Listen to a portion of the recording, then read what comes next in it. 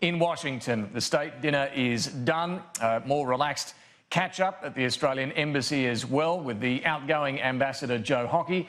Laura Jays, our political reporter, has been there covering it all and joins us now. Laura, as I say, there's an avalanche of news to come from what's been going on there at the White House and around Washington as the Prime Minister goes from one stop to the next, and he's still got a few days left in this trip, which we'll get to. But I want to start on Iran because, look, you know, casual observers might have seen Donald Trump's remarks about, well, you know, while you're sitting here, I could do it right now, I could do it right now, and even talking about nuclear bombs and the impressive nuclear arsenal that the US has, before emphasising he preferred restraint. Scott Morrison, speaking to you guys there just in the last couple of hours, has sought to, well, clear up where Australia stands in this. Absolutely, and this all happened at the Oval Office yesterday. It would have been stage managed. This wouldn't have been a surprise to Scott Morrison, although he wasn't willing to go into details yesterday. But at the beginning of that Oval Office meeting there between the two leaders, Steve Mnuchin came in and essentially announced in the Oval Office that America had put further sanctions on Iran, the toughest possible sanctions. Then Donald Trump was asked about that further. He raised the spectre of a nuclear strike on Iran and said that is an option to him. But of course, he is showing great restraint by not taking that option available to him. Now, this was classic, vintage, whatever you want to call it, Donald Trump. And this is how many White House correspondents have come to expect he operates.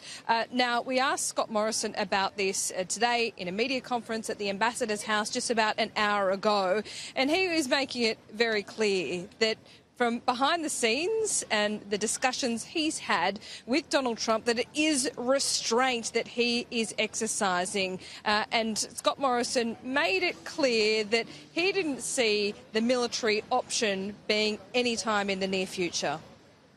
I made a point of commending the President yesterday on what I understand to be his natural instinct of restraint on these matters. And he said that, I think, fairly plainly yesterday in the Oval Office. I think there is an instinct towards restraint from the President, and I commended him for that. Yeah, a pretty clear message from Scott Morrison there, I thought, Laura. Yes, they're very close, these two leaders now, and they're throwing on a lot of red carpet reception. We're not about to be dragged into another potentially unpopular war in the Middle East. China, though, I just want to play, firstly, what Donald Trump said on China while sitting next to Scott Morrison there in the Oval Office. Of course, a lot of interpretation around this visit is that Trump wants to draw Australia even closer to the United States as China exerts its influence in our region. Here's what Donald Trump said yesterday. Well, obviously, China is a threat to the world, in a sense, because they're building a military faster than anybody. But, Laura, that's not quite the language Scott Morrison's using when it comes to China.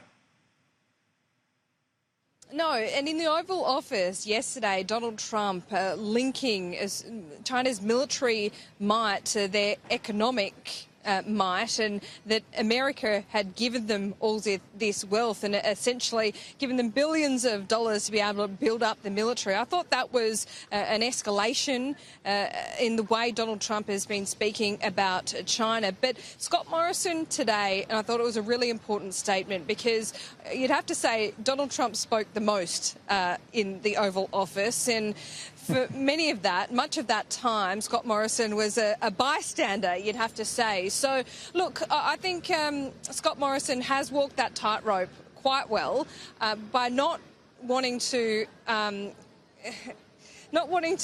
really go against what Donald Trump is saying when he's sitting next to him, but also making Australia's position very clear. And today he said, well, we don't have the problems that America does with China because we've got a strategic partnership and we're actually running a trade surplus with China. This is what he had to say. We do have a comprehensive strategic partnership with China, and I thought I set out Australia's position fairly clearly yesterday, and that's where Australia's position is. We're very consistent about what our view is in relation to the issues where we're dealing with China.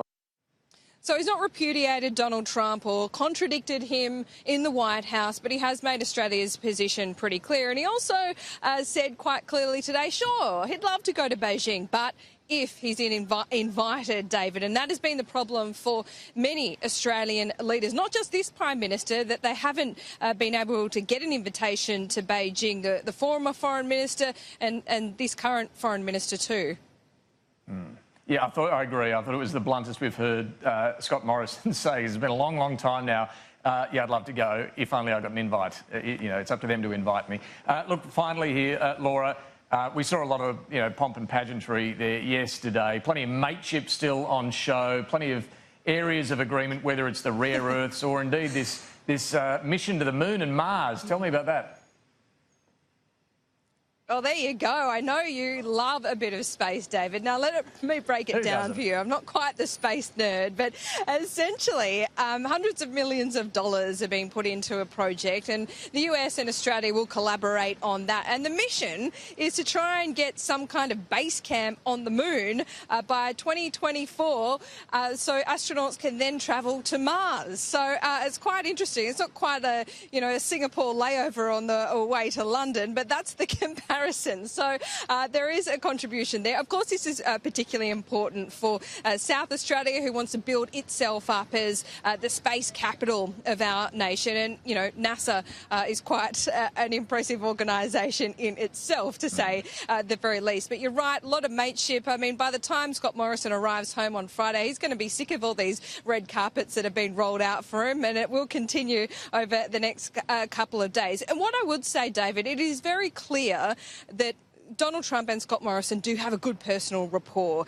They get along really well. To give you an example, I don't know whether you were in Washington when Malcolm Turnbull was here, but in the Oval Office, he wasn't given half an hour. He was given about 4 minutes. That was a very different case yesterday. So that will continue. Also, one of the big coups, I think, is Ohio is the next stop on this trip. And Donald Trump is actually going to go to Ohio with Scott Morrison and inspect that plant run by Anthony Pratt, and that's a $2 billion investment in a swing state, which will be good for Donald Trump in the lead up to 2020.